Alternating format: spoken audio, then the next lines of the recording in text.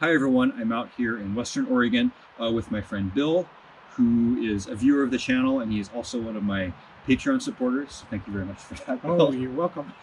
And he has a Topo Toppers Badlander. We're going to take a look at what he's done in his truck. This is how I started my build. Originally, I had a different type of topper, and I was going to build a bed. So essentially, I built a plywood box, but I used the lightest material, just 1/2-inch plywood. It's just got a wooden frame in there of 1x2s. So I built that first, hit my head on the top of the canopy and realized that I needed a pop-up camper, and after looking at so many, I decided on Topo Topper, and I really love my Topo Topper. I got lighting up and top, in particular the lower light is really helpful.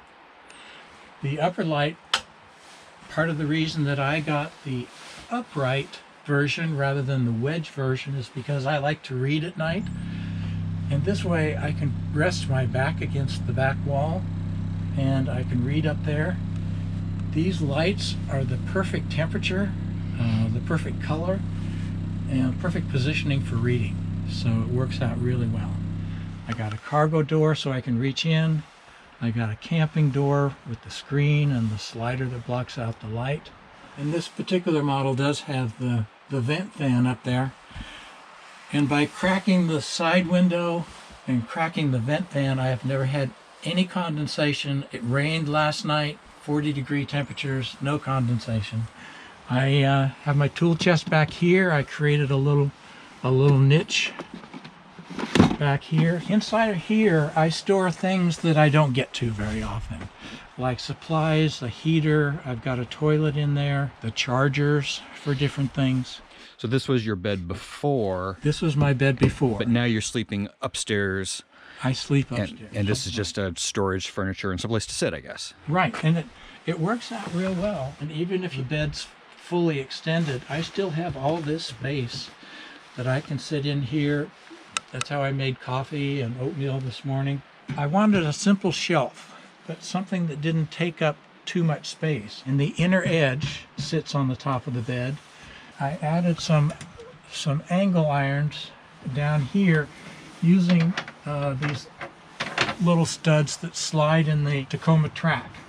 And then I finally anchored it at this corner with a brace, a very heavy-duty piece of PVC pipe, and a bolt.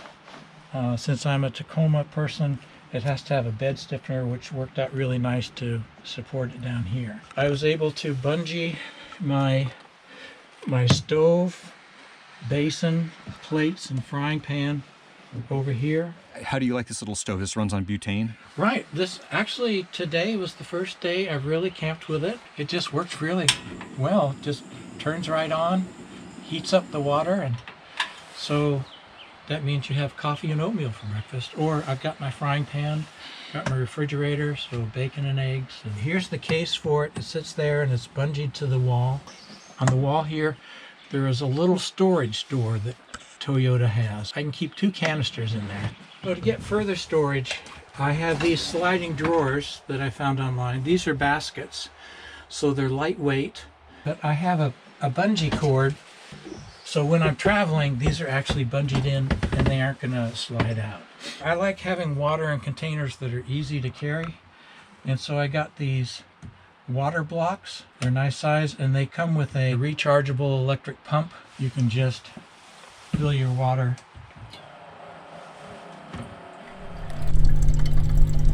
This is the 2.5 gallon size. You also get them in the 5 gallon size, and they're made with these indentations, sort of extrusions, extensions, so that they fit together. Oh, And nice. you can stack them. And then they also have another one with a handle so I can go and get the water and bring it back. Oh, Amazon does not carry those. You have to go to the Water Brick site. But they're very nice. They're out of Florida. I contacted them to change my order, and very nice, very easy to work with. I like them. Since I tend to camp a fair amount in campgrounds, so I put an RV electrical plug, and it comes in here through the outside wall, so that when I pull into the campground, I can take my extension cord, I can plug into the 110 pedestal, plug into the side of my camper, and then plug my heater in here, and I don't have to be weaving an extension cord through a window or through a door and then pinching it and getting a short, getting a fire, and incinerating myself. I'm using the Oops, whatever, power generator, 1500 watt. Okay. I think, right. I was able to find a 200 watt Renogy panel. So I have a 200 watt panel on the roof. So this cargo net called Kemimoto, it had very heavy webbing, but it also has a fine mesh in between to keep things from falling through. So this actually folds up against flat, and it's a nice size. It takes your standard grocery bag, or it's got a little storage place down here where you can have more bags. And then I have a double-sided tape that I use, and so I essentially tape that to the wall. One of the things I discovered about when you're using tape, whether it's this particular tape or whether you're using taping these little cable ties, is that you need to heat up both surfaces. So if you take like a heat gun, or in these cases what I did was I put the truck in the sun, so this wall heated up on the sun, and then I put the tape on the wood, put the wood in the sunshine, so they both got hot or really warm.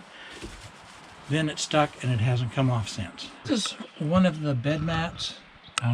I've had this since I first got the truck. It's the one that has the little ridges that fit into the groove. And then I got a separate one back here. The padding sort of quickly wore out, so since this is just Velcro, I had some extra pieces of foam left over from some project, and so I just stuffed some extra padding in here. You can see it sort of bumped up a little bit as opposed to here, because that's where my knees take a beating. And this is genius. This is genius. So this is how you get your door closed and keep your back healthy. So it just slides right up. It pulls right up. And that just makes, and these, I actually discovered these at Ace Hardware, but you can buy these online also. I did the same thing everybody else does for a little privacy on the back window. Just take your car shade and cover it up, and then it just some little Velcro tabs, and it sticks right back there.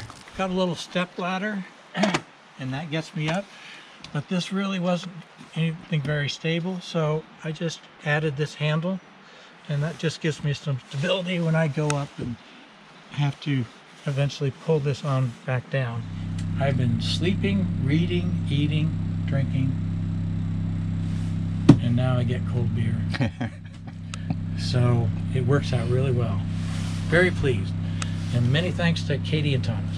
And I've got a list of the names of all these and their links, and I will give that to you so that you can post that online. I'll just put it right in the description. Put it in, Perfect. and that way.